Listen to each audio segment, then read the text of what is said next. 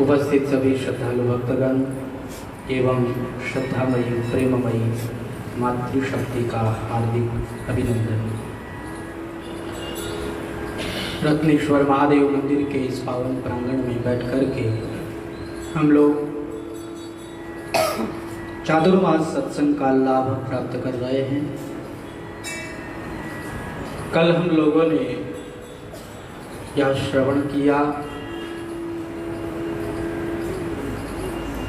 कि पितामह भीष्म ने भगवान की स्तुति की और पितामह भीष्म भगवत धाम को प्राप्त हुए। तत्पश्चात भगवान हस्तिनापुर लौट करके आए। कुछ दिनों के लिए यहाँ भगवान विराजे, फिर भगवान विदाई लेकर के द्वारिका आए और द्वारिका के लोग तो भगवान का इंतजार ही कर रहे थे। वो भगवान के दर्शन के लिए व्याकुल ही हो रहे थे। जब भगवान आ गए, द्वारिका के लोगों में खुशी की लहर छा गई। सारे द्वारिका के लोग झूमने लग गए। भगवान का भव्य स्वागत हुआ, सत्कार हुआ और तत्पश्चात हमारे भगवान कहाँ गए?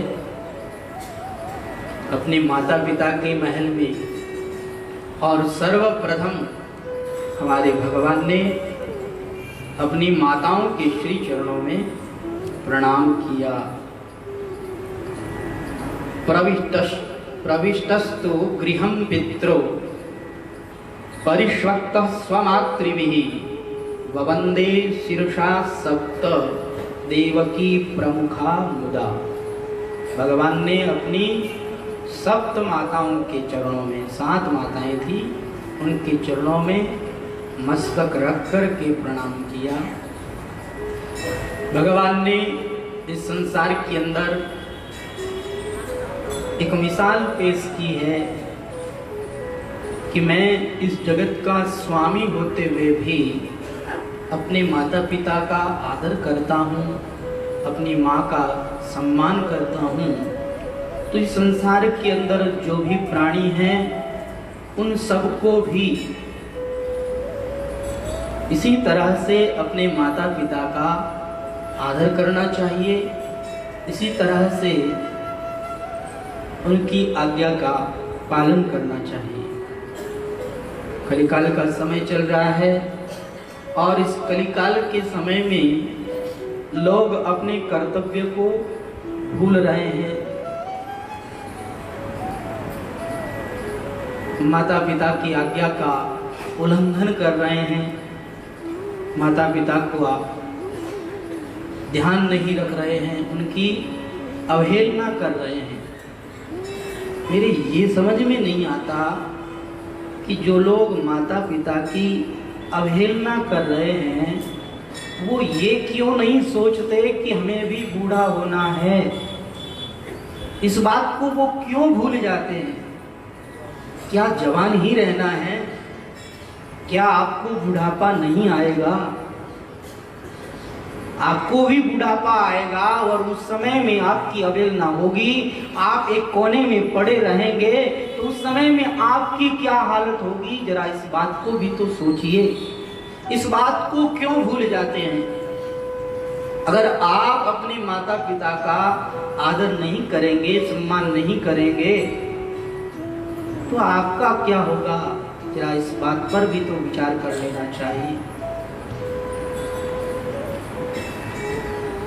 अगर कर्तव्य की ओर ध्यान नहीं जाता है तो कम से कम अपने लिए ही सही माता पिता की सेवा तो करनी चाहिए। आप नहीं करोगे तो आपके घर में आपके बच्चे भी यही सीखेंगे, कहेंगे मेरे माँ बाप ने अपने दादा दादा की, मेरे दादा दादा की सेवा नहीं की, तो हम भी अपने माँ बाप की सेवा नहीं करेंगे, क्योंकि इस घर की यही प्रथा। जिस घर का जो रिवाज होता है वही रिवाज ही तो चलता है, कोई नया रिवाज थोड़ी बनता है। आपके घर का जो रिवाज होगा वही चलेगा। इस भूल में मत रहना कि हम अपने पिता की आज्ञा का पालन नहीं कर दे, हम माता की आज्ञा का पालन नहीं कर दे, हम अपने माता पिता को चाहे जो कह देते हैं, लेकिन हमारे पुत्र तो हमें चाहे जो नहीं कहेंगे, हमारे पुत्र हमारी आज्ञा का पालन करेंगे, हमारे पुत्र हमारी सेवा करेंगे। इस भ्रम में मत रह जाना। अगर आप चाहते हैं कि आपकी सेवा हो तो आप भी अपने बूढ़े माँ बाप की सेवा कीजिए। आप अपने माँ बाप को घर में नहीं रख सकते, वो वृद्धाश्रम में जा रहे हैं या कहीं दूसरी जगह जा रहे हैं। अरे ऐसे पुत्र को डूब मरना चाहिए जिसके जीवित रहते हुए उसके माँ बाप कष्ट पा रहे हैं, जिसके जीवित रहते हुए उसके माँ बाप कहीं और जा रहे हैं। अरे वो पुत्र ही किस काम का जो अपने माँ बाप की सेवा नहीं कर पाए। बहुत बड़ा ऋण है माँ बाप का हमारे ऊपर, इसलिए माँ बाप की सेवा से हमें वंचित नहीं रहना चाहिए। देखिए, भगवान को याद नहीं करें चलेगा, तीर्थों का सेवन नहीं करें चलेगा, शास्त्रों का अध्ययन नहीं करें चलेगा, परंतु माँ बाप की सेवा नहीं की तो ये नहीं चलने वाला। अगर माँ बाप की सेवा में आप संलग्न हो गए हैं, तत्पर हो गए हैं और आपको समय नहीं मिल रहा है तो कोई बात नहीं। आप शास्त्र का अध्ययन नहीं कर पा रहे हैं तो कोई बात नहीं, आप भगवान को याद नहीं कर रहे हैं तो कोई बात नहीं। अरे कम से कम आप माँ बाप की सेवा में तो तत्पर हो गए हैं। अगर माँ बाप की सेवा में आप तत्पर हो गए हैं, सेवा के अलावा और कुछ भी नहीं कर रहे हैं, तो इससे भगवान नाराज नहीं होने वाले हैं, इससे तो भगवान खुश होने वाले हैं। आप महाराष्ट्र के अंदर जाकर के देखिए, वहाँ पुंडलीक नाम का भगवान का माता पिता का भक्त हुआ, जिसने माता पिता की सेवा में अपना तन मन धन सब कुछ लगा दिया। इतनी सेवा करता कि भगवान भी उसके दर्शन के लिए उसके द्वार पर आ गए और दरवाजा खटखटाया, कहा कि मैं आया हूँ। कहा मैं कौन? कहा मैं इस जगत का स्वामी, मैं इस जगत का मालिक भगवान आया हूँ। कहा मेरे पास में टाइम नहीं है। वो कुंडली कहता है मेरे पास में टाइम नहीं है, मैं माँ बाप की सेवा कर रहा हूँ। और उसने एक ईंट फेंकी और कहा कि इस ईंट पर खड़े हो जाओ, इंतजार करो, मुझे समय मिलेगा तो मैं आऊंगा। तो देखिए, जो माँ बाप की सेवा करने वाले हैं, भगवान भी उनका दर्शन करने के लिए आते हैं। भगवान भी ऐसे भक्त का इंतजार करते हैं। महाराष्ट्र के अंदर, हाँ, पंढरपुर में हमारे विठ्ठल भगवान एक ईंट पर खड़े हैं। एक ईंट पर प्रभु जी खड़े हैं। भगवान केवल एक ईंट पर खड़े हैं। और देखिए, अगर हमें कहीं खड़ा कर दिया जाए और हमारी कमर दर्द करने लगे तो हम अपने हाथों को कहाँ रखते हैं? ऐसे कमर में रखेंगे हाथ। तो भगवान के आप दर्शन कीजिए, पंढरपुर में भगवान ऐसे खड़े हैं ईंट पर और ऐसे कमर पर हाथ रखे हुए खड़े हैं। कोई माता पिता की सेवा करे तो उसके लिए इस त्रिलोकी में कोई भी अलग वस्तु नहीं है। माता पिता की सेवा से सब कुछ मिल जाता है। अरे भगवान स्वयं मिल जाते हैं तो फिर और कौन सी चीज बाकी रह गई? माता पिता की सेवा यही सबसे बड़ा धर्म है, यही सर्वोपरि धर्म है। इसलिए माता पिता की सेवा हमें करनी चाहिए। एक बार की बात है कि दो मित्र आपस में मिले और आपस में मिलकर के चर्चा करते हैं। एक मित्र कहता है कि क्या बात है भैया, आप कैसे हो, आपके माता पिता कैसे हैं? तो वो कहता है कि मेरे माता पिता तो वृद्धाश्रम में हैं, आज उनका जन्मदिन था इसलिए आज मैं उनसे मिल कर के आया हूँ। अब वो कहता है कि अच्छा, तुम अपने माता पिता की बात बताओ, तुम्हारे माता पिता किसके साथ रहते हैं? तो दूसरे दोस्त ने बड़ा सुंदर जवाब दिया। उसने कहा कि मैं अभी इतना बड़ा नहीं हुआ हूँ कि अपने माता पिता को अपने साथ रखूं। अरे मैं तो अभी भी अपने माता पिता के साथ रहता हूँ, उन्हीं की गोद में रहता हूँ, मैं उनकी छत्र छाया में, उनकी कृपा छाया में रहता हूँ। तो अपने आप को बड़ा नहीं मानना चाहिए। अरे माँ के लिए तो भले ही बेटा बूढ़ा हो जाए, माँ के लिए तो वो बेटा ही रहता है। माँ का वात्सल्य तो वैसा का वैसा ही रहता है। माँ के वात्सल्य में कोई कमी नहीं आती है। इसलिए कहा है कि देखो, बंद किस्मत के लिए कोई ताली नहीं होती, सुखों के लिए उम्मीद की कोई डाली नहीं होती। अरे जो झुक जाए माँ बाप के चरणों में, उनकी झोली कभी खाली नहीं होती, उनकी झोली कभी खाली नहीं होती। माता पिता हमेशा अपने पुत्र का भला ही चाहते हैं। एक कहानी सुनाते हैं कि एक लड़का गलत संगत में पड़ गया और वह अपनी प्रेमिका से कहता है कि तुम मेरे साथ विवाह कर लो। तो वो कहती है कि तुम अपने माँ का कलेजा मुझे ला करके दो, तो मैं तुम्हारे पर विश्वास करूं कि तुम मुझसे प्रेम करते हो। तो वह गया और जाकर के माँ का कलेजा निकाल करके लेकर के वापस आ रहा था। बीच में कहीं ठोकर आ गई, वह नीचे गिर गया।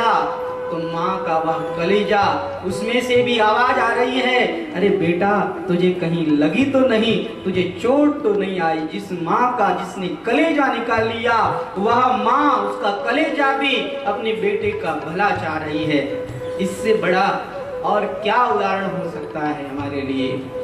माँ बाप सर्वोपरि हैं, इसलिए माँ बाप की सेवा में विशेष ध्यान रखना चाहिए। एक व्यक्ति माँ बाप की सेवा से वंचित हुआ, कहीं विदेश चला गया और विदेश में खूब पैसे कमाए, लेकिन फिर भी उसकी आशा समाप्त नहीं हुई, फिर भी उसकी कामना समाप्त नहीं हुई। उसने कहा कि मेरा भारत में घर है और वो घर भी खूब रुपए का है, उसे मैं बेच दूं तो कैसा रहेगा। तो वो विदेश से वापस अपने घर पर आया। घर पर क्या देखा कि उसकी बूढ़ी माँ एकदम बूढ़ी हो गई है और वो बूढ़ी माँ स्वयं भोजन बनाती है और स्वयं भोजन बना कर के खाती है, बहुत तकलीफ में है। तो वो अपनी बूढ़ी माँ से कहता है कि माँ आप यहाँ क्या कर रही हो, चलो आप मेरे साथ चलो, वहाँ विदेश में रहेंगे। माँ कहती है कि नहीं नहीं बेटा, मुझे विदेश में मेरा मन नहीं लगेगा, मैं वहाँ नहीं चलूँगी। माँ ने मना किया, लेकिन फिर भी उसने उस घर को बेच दिया और कहा कि माँ मैंने ये घर बेच दिया है, अब तो आपको मेरे साथ चलना पड़ेगा। अब माँ ने कहा चलो ठीक है। अब वो माँ को साथ लेकर के गया, लेकिन एयरपोर्ट के बाहर वो माँ से कहता है कि मैं थोड़ी देर में वापस आता हूँ, आप यहीं पर बैठे रहना। और एक कागज उनके हाथ में दे कर के चला गया। अब माँ इंतजार कर रही है कि अब मेरा बेटा आए, अब मेरा बेटा आए। सुबह से शाम हो गई, अभी तक उनका बेटा नहीं आया। तब किसी पास वाले व्यक्ति ने देखा कि ये बूढ़ी मैया सुबह से शाम तक यहाँ बैठी है, किसका इंतजार कर रही है। जाकर के पूछा तो कहा मेरा बेटा अंदर एयरपोर्ट में गया है टिकट लेने के लिए, वो आता ही होगा। बूढ़ी माँ इंतजार कर रही है और कहा मुझे ये कागज दे करके गया है। जैसे ही वह कागज खोला तो उस कागज के अंदर लिखा हुआ था कि मेरी माँ को यहाँ कोई नजदीक वृद्धाश्रम हो तो उस वृद्धाश्रम के अंदर पहुँचा देवे।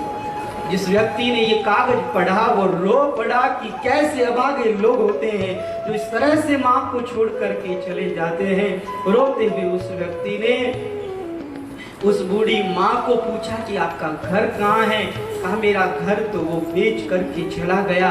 कहा चलिए आप वहीं पर चलिए। वहाँ आकर के जिस व्यक्ति को वो घर दिया गया था उस व्यक्ति ने कहा कोई बात नहीं, आपका बेटा कुपुत्र निकला, आपको छोड़ करके चला गया, कोई बात नहीं, आप उसे भूल जाइए, मुझे अपना पुत्र मान लीजिए, मैं आपको एक कमरा देता हूँ, आप इसके अंदर ही रहिए। तो ऐसे ऐसे अभागे लोग भी होते हैं जो बिल्कुल माँ बाप का ख्याल ही नहीं रखते, जिनके लिए पैसा ही सब कुछ है, पैसे के लिए वो माँ बाप को भी छोड़ करके चले जाते हैं, पैसों के लिए वो अपने कर्तव्य को भी छोड़ करके चले जाते हैं। लेकिन वो ये नहीं सोचते हैं कि जो व्यवहार हम अपने माँ बाप के साथ में कर रहे हैं, अगर वो व्यवहार हमारे साथ हुआ तो हमारा क्या होगा। एक व्यक्ति अपनी वृद्धाश्रम में गई हुई माँ के लिए रोज पैसे भेजता था उनके खर्चे के लिए, तो वो बूढ़ी माँ उस पैसे को इकट्ठा करके और उसे बैंक के अंदर जमा करवा देती है और एक कागज में कुछ लिख करके वहां रख देती है। जब उसका शरीर छूट जाता है, वृद्धाश्रम वाले लोग उसके बेटे को फोन करते हैं, आपकी माता का शरीर छूट गया, देहांत हो गया, आप आइए। अब वो वहां आता है और आकर के माता को मरा हुआ देखता है तो उसको थोड़ा दुख होता है।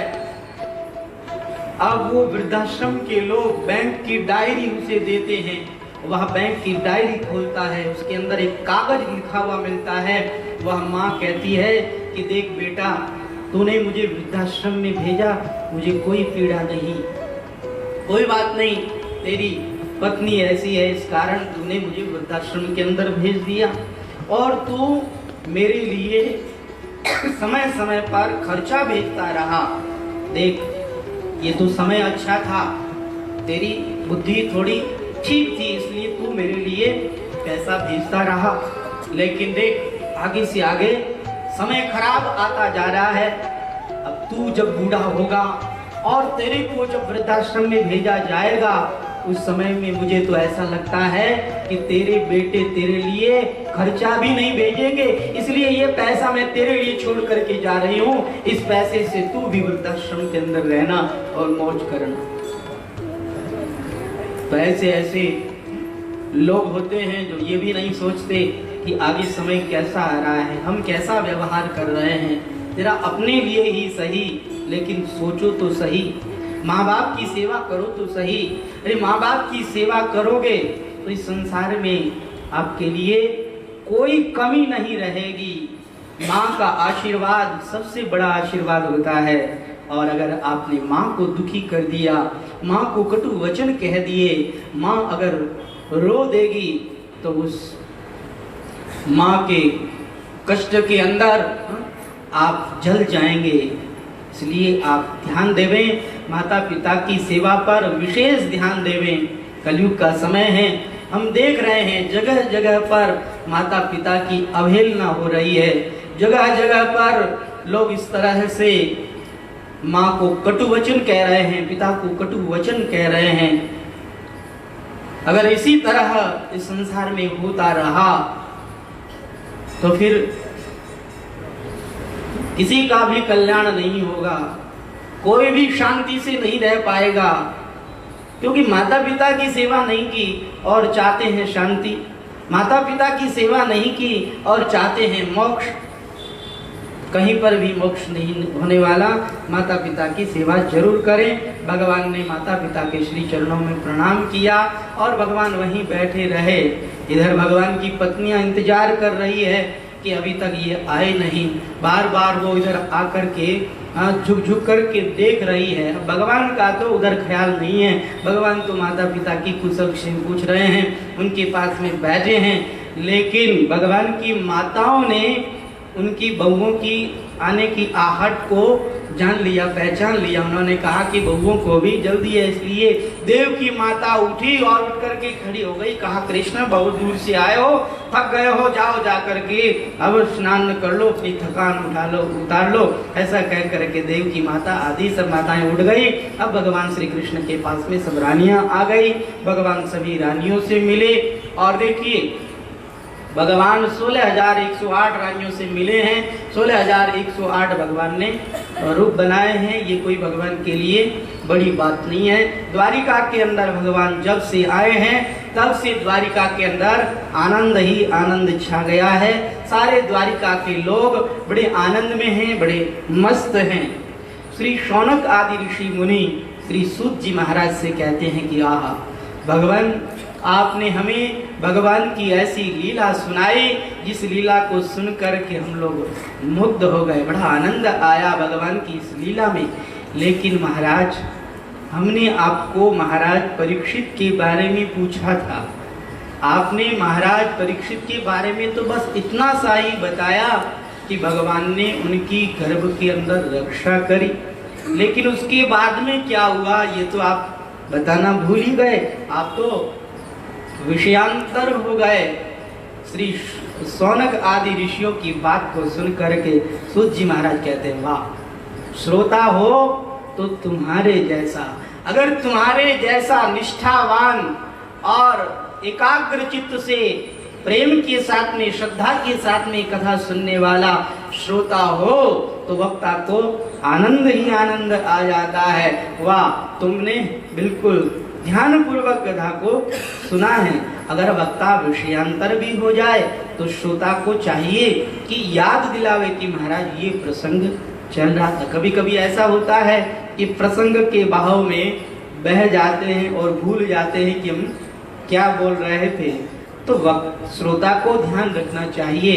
वही असली श्रोता है जो वक्ता की एक एक बात को ध्यान पूर्वक सुन करके और उसमें ख्याल रखे कि महाराज यह प्रसंग चल रहा था। श्री सूत जी महाराज बड़े प्रसन्न हो गए और प्रसन्न होकर के कहने लगे, हाँ तो अब हम आपको महाराज परीक्षित के बारे में बताते हैं। देखो, भगवान की कृपा से महाराज परीक्षित का जन्म हुआ और जैसे ही महाराज परीक्षित का जन्म हुआ, महाराज परीक्षित 9 दिन के हुए और फिर उनका 10वें दिन नामकरण संस्कार करने के लिए ब्राह्मण देव आए हुए थे और उनकी सभी सगे संबंधी आए हुए थे। और उस समय में महाराज परीक्षित बहुत रो रहे थे। ब्राह्मणों ने उनका नामकरण किया। वैसे उनका नाम विष्णुरात रखा गया। विष्णुरात क्यों रखा गया?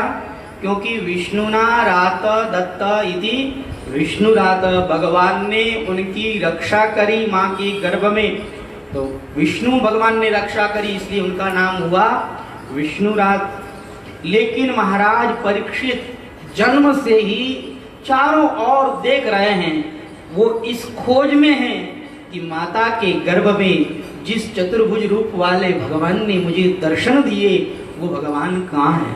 खोज कर रहे हैं उन भगवान की।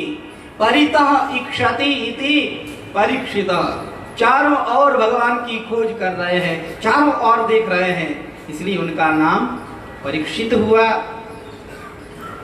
महाराज परीक्षित जब रो रहे थे सब लोग अपनी अपनी गोद में लेते हैं, किसी की गोद में जाकर के वो राजी नहीं होते हैं, रोते ही रहते हैं, रोते ही रहते हैं। अंत में भगवान श्री कृष्ण जैसे ही गोद में लेते हैं, महाराज परीक्षित बिल्कुल चुप हो जाते हैं। ऐसा लगता है मानो उनको किसी ने गोली दे दी हो।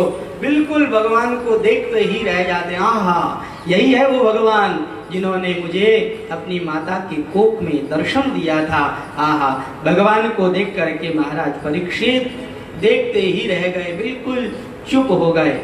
ब्राह्मण देवताओं ने यहाँ पर महाराज परीक्षित का भविष्य कथन किया और भविष्य कथन करते हुए कहा कि देखो महाराज, आपका यह जो पौत्र है यह मनु पुत्र इक्ष्वाकु के समान अपनी प्रजा का पालन करेगा और दशरथ नंदन भगवान श्री राम के समान यह ब्राह्मण भक्त और सत्य प्रतिज्ञ होगा। उसी नरेश राजा शिवी के समान यह दान दाता होगा, शरणागत वत्सल होगा और दुष्यंत पुत्र भरत के समान यह अपने वंश को उजागर करने वाला होगा, वंश की कीर्ति को यह फैलाने वाला होगा। यह सिंह के समान पराक्रमी हिमालय की तरह आश्रय देने वाला, पृथ्वी के समान सहनशील और अपने माता पिता के समान सहनशील होगा। इसमें पितामह ब्रह्मा के समान समता रहेगी। भगवान शंकर की तरह यह कृपालु होगा और संपूर्ण प्राणियों को यह आश्रय देने में लक्ष्मीपति भगवान विष्णु के समान होगा। इस तरह से भविष्य कथन करते करते ब्राह्मण देव रुक गए। महाराज युधिष्ठिर कहने लगे, आप रुक क्यों गए हैं, जरा बोलिए। कहा, महाराज और सब कुछ तो ठीक है, लेकिन एक बात गड़बड़ है। कहा, क्या है, निसंकोच होकर के बताइए। तब वो कहते हैं कि महाराज, इनकी जो मौत है, मृत्यु है, वह एक ब्राह्मण के शाप से होगी।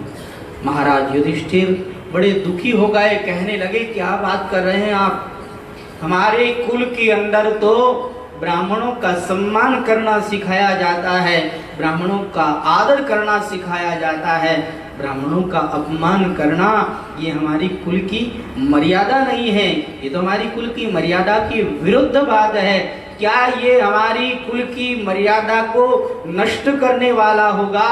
क्या इस तरह से ये ब्राह्मणों का अपमान करने वाला होगा?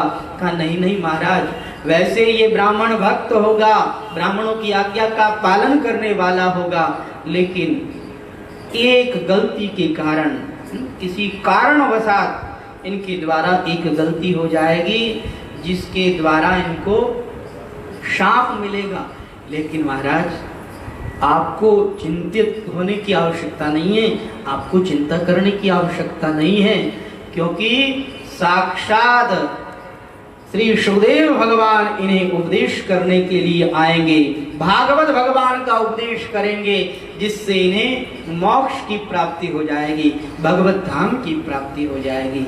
इस बात को सुना तो महाराज युधिष्ठिर को थोड़ा धैर्य हुआ और महाराज परीक्षित श्री युधिष्ठिर ने सबको, ब्राह्मणों को खूब दान दिया, खूब दक्षिणा दी और ब्राह्मण लोग वहाँ से संतुष्ट होकर के रवाना हो जाते हैं। जब सभी ब्राह्मण लोग रवाना हो गए तो महाराज परीक्षित को महाराज युधिष्ठिर ने गोद में लिया है और उनका लाड कर रहे हैं, दुलार कर रहे हैं। इस तरह से श्री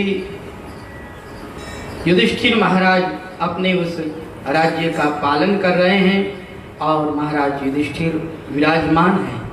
कहते हैं एक दिन की बात है, जो श्री विदुर जी महाराज महाभारत युद्ध के आरंभ में ही तीर्थ यात्रा करने के लिए चले गए थे और जिन श्री विदुर जी महाराज को उपदेश मिला था, किसके द्वारा? श्री मैत्रेय मुनि के द्वारा उपदेश मिला। जिस उपदेश को सुनकर के हमारे विदुर जी महाराज बड़े प्रसन्न हुए थे और उस उपदेश को सुनने से महाराज विदुर जी को बड़ा अच्छा लगा था।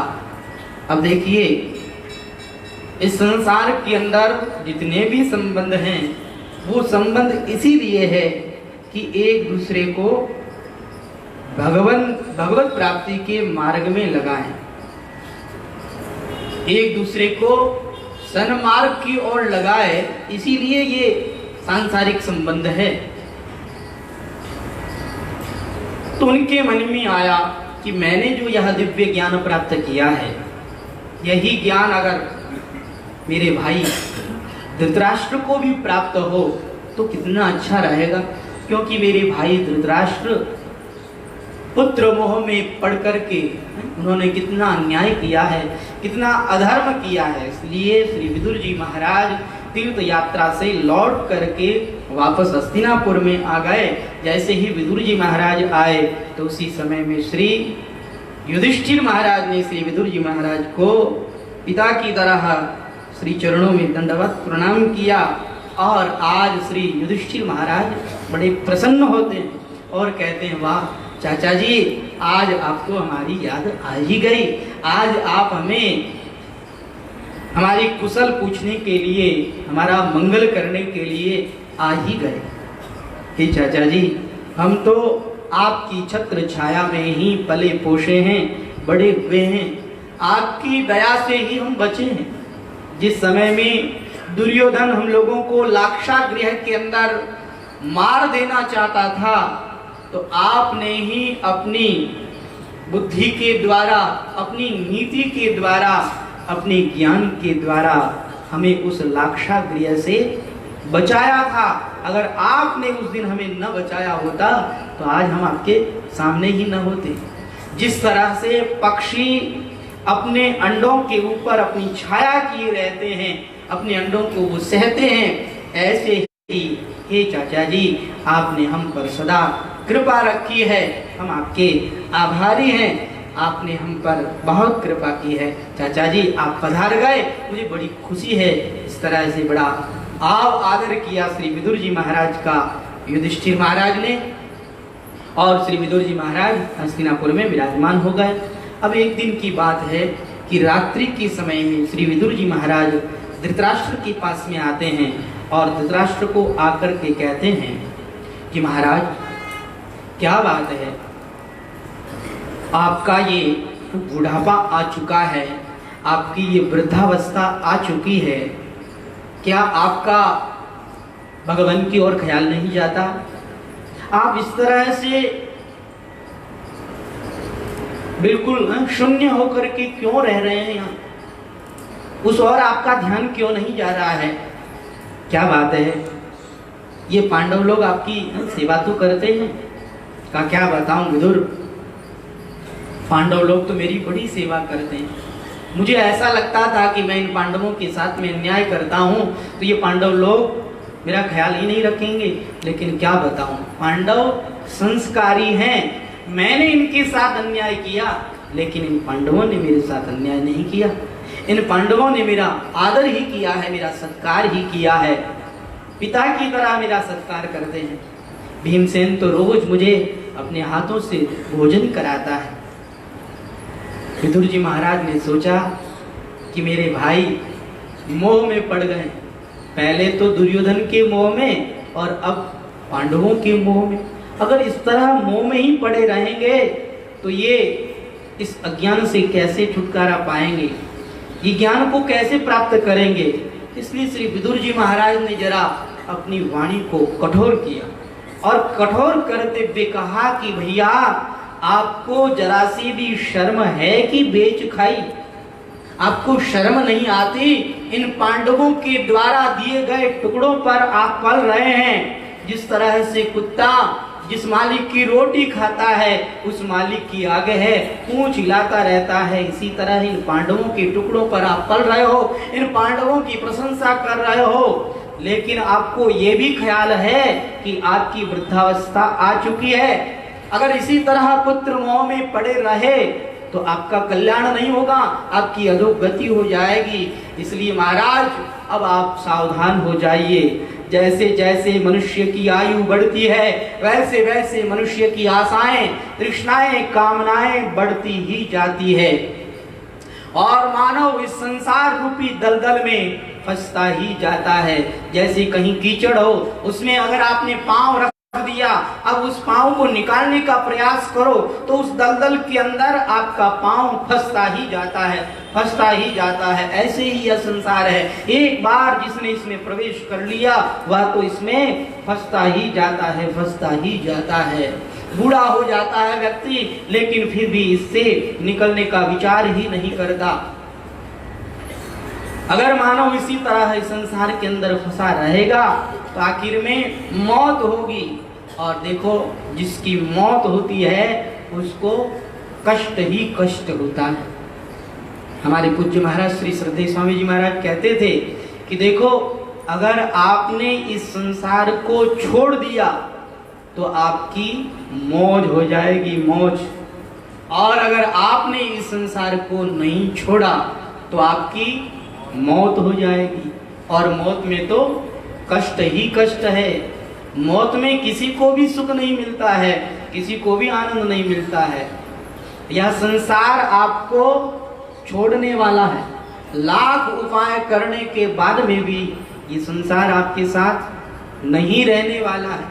तो जो नहीं रहने वाला है उसको साथ में रखने का प्रयास यह तो हमारी एक मूर्खता ही है। हमें पता है कि हमारे पूर्वज इस संसार को अपने साथ नहीं रख पाए, हमारे दादा परदादा सब चले गए और हमें भी जाना। हम भी इस संसार को साथ रख नहीं सकते। हम जानते हैं, लेकिन जानते हुए भी फिर भी इस संसार के अंदर आसक्त ही रहते हैं। हमारे पूज्य महाराज श्री का एक वाक्य था, अगर आपको दुख चाहिए, अगर आपको आफत चाहिए, जलन चाहिए, चिंता चाहिए, शोक चाहिए, तो आप संसार से संबंध जोड़ लो, क्योंकि संसार के अंदर आफत ही आफत है, चिंता ही चिंता है, शोक ही शोक है, दुख ही दुख है। और अगर आपको शांति चाहिए, सुख चाहिए, आनंद चाहिए, चैन चाहिए, आराम चाहिए, तो आप भगवान के साथ संबंध जोड़ लो, क्योंकि भगवान के साथ जो संबंध जोड़ता है उसको आनंद ही आनंद मिलता है, उसको सुख ही सुख मिलता है, उसको चैन ही चैन मिलता है। हमारे पूज्य महाराज श्री कहते थे कि ये संसार तो एक जाटनी है। एक कहानी बताते थे, कहते थे कि जाट और जाटनी में रोज झगड़ा होता था, और इतना ज्यादा झगड़ा हो गया, इतना ज्यादा झगड़ा हो गया कि जाटनी कहती है कि मैं तो थाने छोड़ जाऊं, अब तो मैं थारे कने रहूं ही नहीं। जब तुम ब्याह होयो है थे मारे हूं लड़नो चालू करियो है, अब बुढ़ापो आ गयो, अभी भी थे हम लड़ो, मैं तो थारे कने नहीं रहूं, मैं तो छोड़ जाऊंगा, चाहे जो हुए। पहला तो मैं सोचती कि लोग कहीं कहीं, लेकिन अब कोई बात नहीं, लोग कहीं जो कहीं, मैं तो थाने छोड़ जाऊं। अब वो जाट देखियो कि हाँ जाटनी आज तो छोड़ जाई, पक्को विचार कर लियो। अब देखो भाई जाटनी छोड़ जाई तो लोग कहीं कहीं, लोग तो बेइज्जती करी, लोग कहीं तुम केड़ो मर्द है, हरी पत्नी कार्य करने नहीं रह सकी। तो वो जाट बड़ो समझदार हो, वो एक उपाय करियो, तुरंत मकान रे माथे चढ़ गयो, छत माथे चढ़ गयो। अब पुराने जमाने में कोई माइक तो हाको नहीं, जोर आवाज लगाई, और आवाज भी मेरी बहुत तेज। सब गांव वाला ने इकट्ठा कर लिया, सब गांव वाला इकट्ठा हुआ और कहे अरे भाई कहीं हो, क्यों चिल्ला रही है, क्यों चिल्ला रहे हो।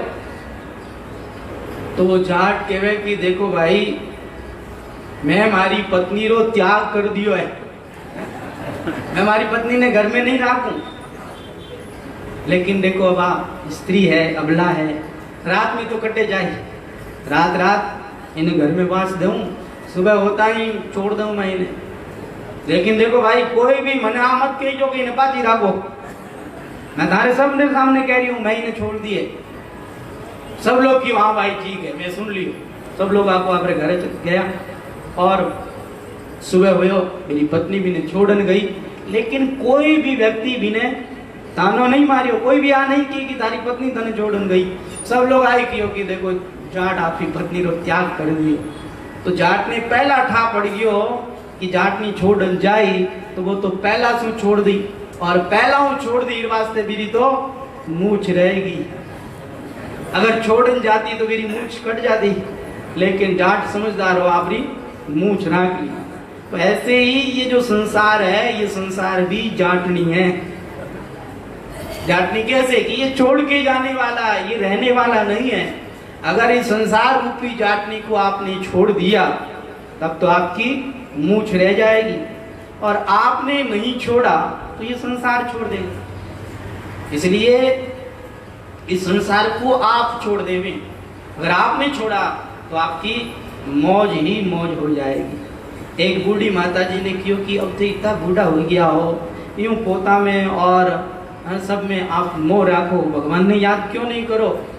कि नहीं महाराज मैंने तो मैंने पोता बहुत बढ़िया लागे है, बस मारा पोता हमारी गोद में खेलता रहे, बहुत बढ़िया लागे।